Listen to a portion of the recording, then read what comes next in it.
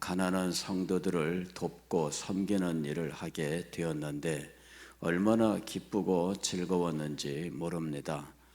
하는 일들이 너무나 신나고 이 모든 일들이 영원히 이렇게 좋게 진행될 줄로만 생각했는데, 그러나 어느 정도 세월이 흐른 후에는 이 일에 여러 가지 문제들이 드러나기 시작을 했습니다. 오늘 사도행전 6장 1절 말씀을 보게 되면 원망이 일어났습니다. 여기에 보면은 헬라파 유대인들이 자기의 과부들이 매일의 구제에 빠짐으로 히브리파 사람을 원망했다, 이렇게 이야기합니다.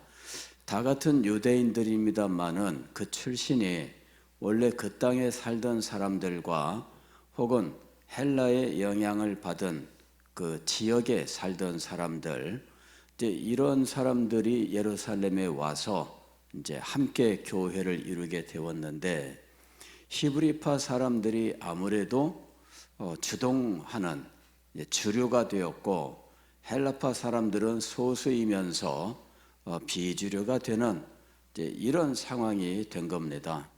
그래서 헬라파 유대인들이 이제 원망을 하는 거죠. 가만히 보니까 헬라파 과부들이 좀 히브리파 과부들에 비하여 좀 대우를 좀 충분히 못 받는 것 같다, 이렇게 보인 겁니다.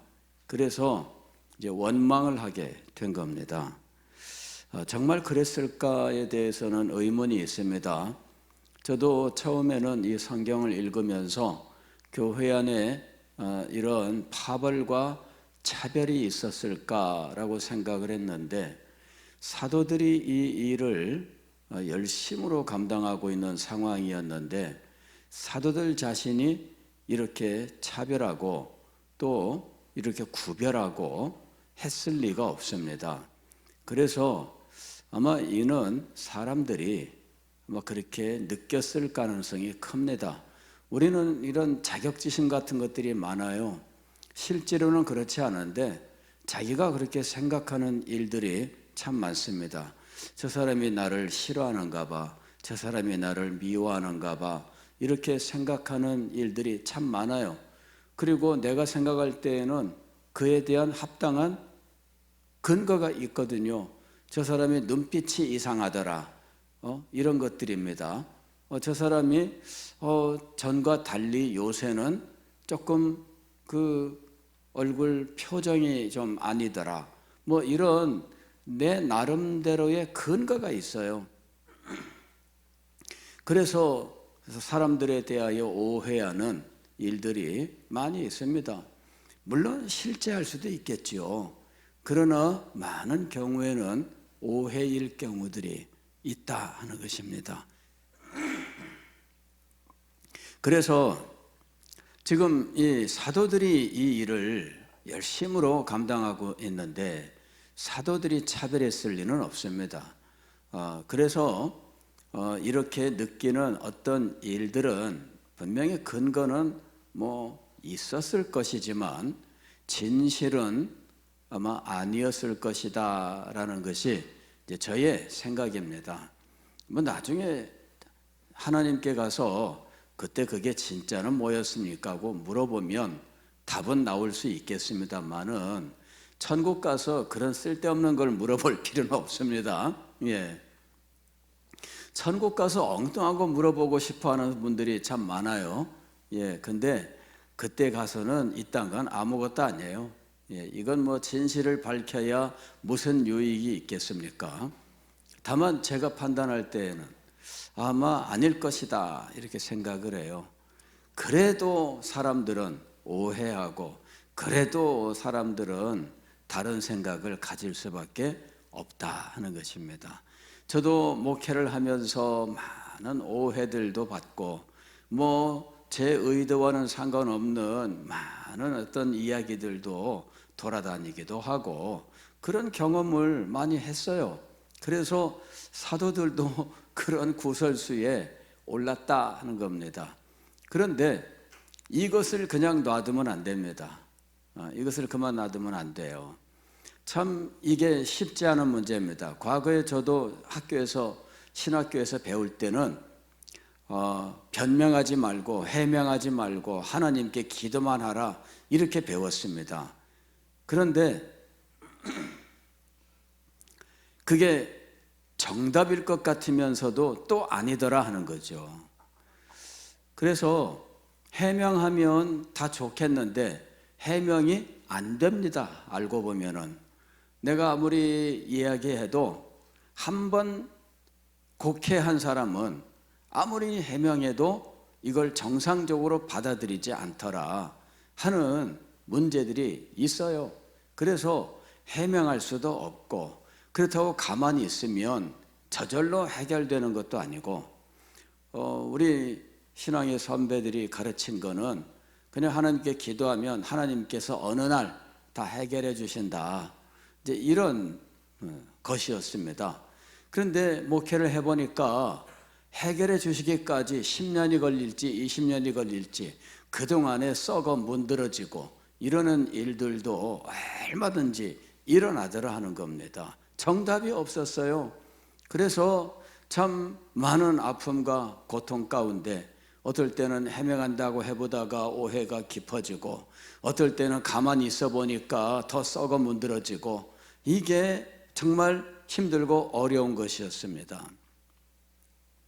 사도들은 이런 어려운 문제들, 작다면 작은 것이지만 놓아두면 눈덩이가 굴러가면서 더 커지는 이러한 문제들을 앞에 놓고 여러 가지로 살펴보았습니다. 그랬더니 이 헌금을 가지고 어려운 사람을 돕는 이 구제의 문제가 정말 좋은 일이긴 하지만 사도들 자신이 전담해야 될 일은 아니다. 이것이 결론이었습니다. 그래서 이런 일을 잘 감당할 수 있는 일꾼에게 넘기고 사도들은 자신들이 전담해야 될 일에 전념하겠다라는 것이었습니다. 4절 보면은 우리는 오로지 기도하는 일과 말씀 사역에 힘쓰리라 이렇게 결론을 내립니다. 좋은 일이긴 해요. 좋은 일이긴 합니다. 구제하는 일 좋은 일이죠. 남 돕는 일 좋은 일이죠. 그러나 그것이 내가 해야 될, 전무해야 될, 즉 내가 주로 감당해야 될 사역은 아니다라는 것이었습니다. 사도들의 판단입니다. 그리해서 이 일을 맡아 일할 사람들을 따로 세우고 자기들은 말씀과 기도에 전념하게 되었다는 겁니다. 그러면 이런 일을 감당할 사람은 어떤 사람인가? 지금 사도들이 처음에 얘기한 것은 이 3절에 보면은 성령과 지혜가 충만한 사람이었습니다. 성령과 지혜가 충만하여 칭찬받는 사람, 성령과 지혜가 충만하여 인정받는 사람, 이런 사람들을 세워야 되겠다 한 겁니다. 그렇게 해서 일을 맡겨보니 놀라운 결과가 나타났습니다. 그게 7절입니다. 하나님의 말씀이 점점 왕성하여, 하나님의 말씀이 점점 왕성하게 된 것은 사도들이 말씀 사역과 기도 사역에 전념하게 되면서 하나님의 말씀이 왕성하게 되었어요. 두 번째로 예루살렘에 있는 제자의 수가 더 심히 많아지고, 이것은 불평과 원망들을 제거하는 이 성령과 지혜가 충만한 일꾼들의 사역의 결과입니다. 성령과 지혜가 충만한 일꾼들의 사역의 결과 원망과 불평을 없앨 수 있었고, 그리하여 제자들의 수가 더 많아졌다 이렇게 이야기합니다. 얼마나 놀라운지 몰라요. 그리고 이렇게 말씀 사역과 기도 사역에 또 성령과 지혜가 충만한 일꾼들의 사역과 섬김을 통해서 교회가 능력을 얻고 복음의 능력이 나타나게 되니 세 번째 결과가 나타났는데 허다한 제사장의 무리도 이 도에 복종하니라. 이런 놀라운 역사가 나타나게 되었습니다. 교회는 어려운 어떤 일들이 일어났을 때 일꾼들을 잘 세워서 이것을 극복했다, 이렇게 말씀하고 있습니다. 이럴 때 일꾼은 어떤 일꾼이었을까요? 성령과 지혜가 충만한 사람들이었다는 겁니다. 저는 최근에 성경을 읽다가 이 성령과 지혜가 충만한 사람을 세워 교회가 직면한 내적인 원망과 불평이라고 하는 이 문제를 해결하고 말씀이 왕성하여지고 제자의 수가 더 심히 많아지고 제사장의 허다한 무리도 복종하게 되는 놀라운 역사가 나타났지만, 그러나 하나님은 더 후일을 위하여 이 일꾼들을 예비하셨었다 하는 것을 알게 되었어요. 후일을 위하여 주님께서 예비하셨습니다. 성령과 지혜가 충만한 사람을. 후일은 어떤 상황이었느냐 하면 교회에 찾아온 외적 위기였어요. 외적 위기가 찾아왔습니다. 복음을 전파하는 교회에 대한 더 강한 반대, 심지어는 죽이려고 하는 이런 악한 시도, 이런 것들이 이제 일어나게 되는 겁니다. 그리고 그 결과 스데반 집사가 순교하게 되는 일도 벌어지게 되는 거예요. 이와 같은 위기가 찾아옵니다. 예루살렘 교회에 위기가 찾아오고 환난과 핍박이 찾아오고, 그 다음에 스데반 집사뿐만 아니라 사도 야고보도 순교하게 되는 일이 일어나게 됩니다. 그리고 사도들 외에는 성도들이 다 흩어지는 이런 일이 벌어지게 됩니다. 그때를 위하여 하나님께서는 지금 무슨 일을 하셨느냐 하면 성령과 지혜가 충만한 사람들을 예비하셨던 거예요. 그리고 성령과 충만한 이 하나님의 일꾼들을 통해서 지금 교회가 직면한 내적인 위기도 극복할 뿐만 아니라 외적으로 다가오던 모든 위기에도 대처하게 했던 겁니다. 성령과 지혜가 충만한 하나님의 사람들이 위기 때 흩어졌지만 그들은 복음을 들고 나아가서 오히려 더욱더 복음을 땅끝까지 전파하는 일에 헌신하게 된 거예요. 그래서 그렇구나, 교회의 위기가 찾아올 때에 교회 안에 필요한 것은 성령과 지혜가 충만한 하나님의 사람이구나 하는 사실을 깨닫게 된 겁니다. 오늘 우리가 우리 시대를 바라보면서 교회가 여러 가지 위기를 맞이하고 있다라고 제가 말씀을 드렸습니다. 그 문제로 인해서 저도 많이 마음 고민을 하고 또 괴로워하고 여러분들에게 계속 경고의 메시지를 전했습니다. 그런데 그로 인하여 낙심하고 실망하는 이러한 일이 저에게 찾아오는 거예요.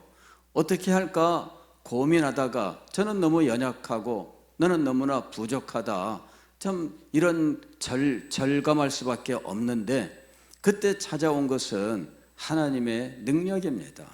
하나님의 능력만이 이 모든 위기를 이길 수 있다 하는 것이었죠. 그래서 여러분들에게 이제 이 말씀을 전하게 된 겁니다.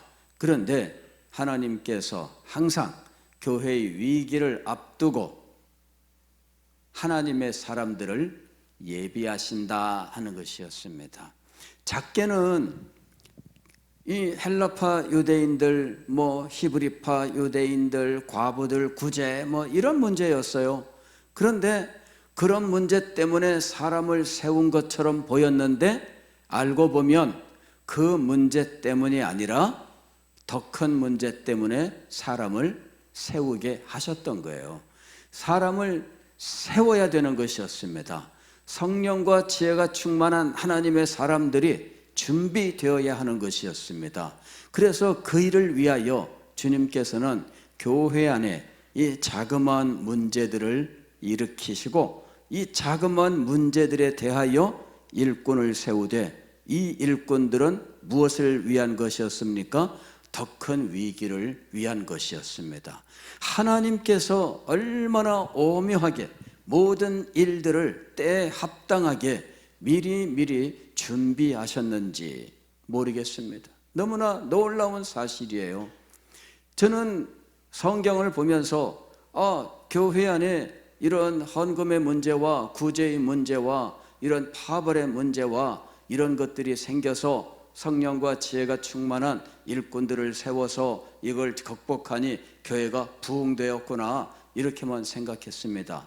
그러나 이 문제로 인하여 일꾼을 세우시는 것은 교회 내의 구제의 문제만을 위한 것이 아니었습니다. 그것은 오히려 작은 문제였습니다. 더 큰 문제는 교회에게 찾아오고 있는 엄청난 환난과 핍박, 큰 위기의 문제였습니다. 그 일을 위하여 일꾼들을 준비하게 하셨던 거지요. 그런 일꾼들이 이런 위기 앞에 때로는 순교로, 때로는 능력으로 담대하게 맞이하면서 복음은 능력 있게 선포되었고, 오히려 도리깨로 이 교회를 내리칠 때마다 불티가 사방으로 퍼져나가듯, 그리하여 불길이 온 세계로 번져나가듯 하나님의 은혜의 복음은 온 세계로 퍼져나가게 되었던 거예요. 하나님께서 미리 일꾼들을 예비하게 하셨습니다. 그리하여 다가오는 위기를 대처할 수 있도록 하셨습니다. 그리고 더 크고 놀라운 역사를 이루셨습니다. 오늘 우리에게도 이런 일들이 일어나는 것을 저는 목격합니다. 하나님께서 우리에게 사람을 보내주시고 이 사람들을 세우게 하시고 이 사람들을 사용하실 줄 믿습니다. 그럴 때 이 사람들은 어떤 사람이 되어야 할 것인가 하는 것이죠. 성령과 지혜가 충만한 사람이에요. 목회를 하다 보면은 요소에 이런저런 일꾼들이 필요하다, 참 절감하는 그런 순간들이 있습니다. 어떤 때에는 이런 사람이 필요하겠고 또 이런 사람이 필요하겠고 이런 어떤 필요를 느낍니다. 그러나 하나님께서는 어떤 사람을 세우실까요? 하나님께서는 성령과 지혜가 충만한 사람을 세우시는 겁니다. 그리고 성령과 지혜가 충만한 사람을 사용하셔서 하나님의 뜻을 이루시는 거예요. 오늘 우리 시대에도 마찬가지입니다. 우리가 이 시대를 보면서 어떻게 하나님 앞에 쓰임을 받을까? 우리는 성령과 지혜가 충만한 사람이 하나님께 쓰임 받는다는 사실을 기억해야 돼요. 그리고 우리 자신이 성령과 지혜가 충만한 사람이 되기를 소망해야 됩니다. 내가 여기 있나이다 라고 말하려면 성령과 지혜가 충만한 사람으로 하나님 앞에 설 수 있기를 소망해야 됩니다. 성령과 지혜가 충만한 하나님의 사람이 되게 하여 주옵소서. 그리하여 하나님께서 이 시대를 위해서 예비하신 일들을 감당할 수 있게 하옵소서. 정말 우리에게 이런 일꾼이 필요합니다. 너도 나도 하나님께서 사용하시는 성령과 지혜가 충만한 사람이 되시기를 주의 이름으로 축원합니다.